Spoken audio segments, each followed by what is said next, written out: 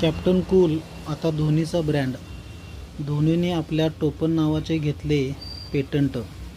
नवी दिल्ली. भारतीय क्रिकेट संघाचा सर्वात यशस्वी कर्णधार महेंद्रसिंग धोनीने आता आपल्या कॅप्टन कूल या प्रसिद्ध टोपण नावावर कायदेशीर हक्क प्रस्थापित केला आहे.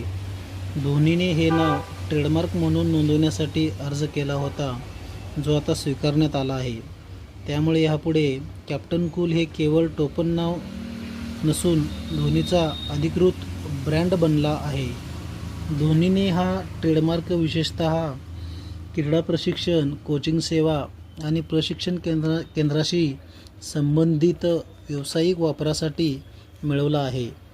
ट्रेडमार्क्स रजिस्ट्री पोर्टलवर उपलब्ध माहितीनुसार धोनीचा अर्ज स्वीकारण्यात आला असून तो 16 जून 2025 रोजी अधिकृत ट्रेडमार्क जर्नलमध्ये प्रसिद्ध करण्यात आला आहे.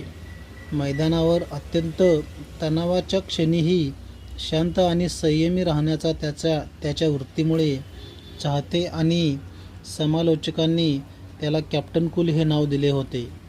2007 T20 विश्वचषक, 2011 वन डे विश्वचषक आणि 2013 चॅम्पियन्स ट्रॉफी जिंकताना त्याच्या याच समायोचित गुणांचे दर्शन घडले होते.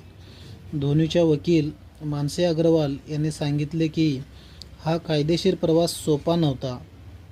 सुरुवातीला ट्रेडमार्क रजिस्ट्रीने कायद्याच्या कलम 11(1) अंतर्गत यावर आक्षेप घेतला होता, कारण या नावाने आधीच एक नोंदणी अस्तित्वात होती.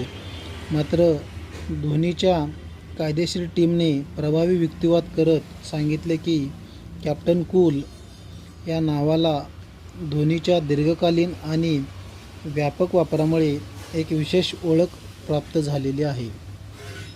कॅप्टन कूल जो आहे तो आता धोनीचा ब्रँड झालेला आहे.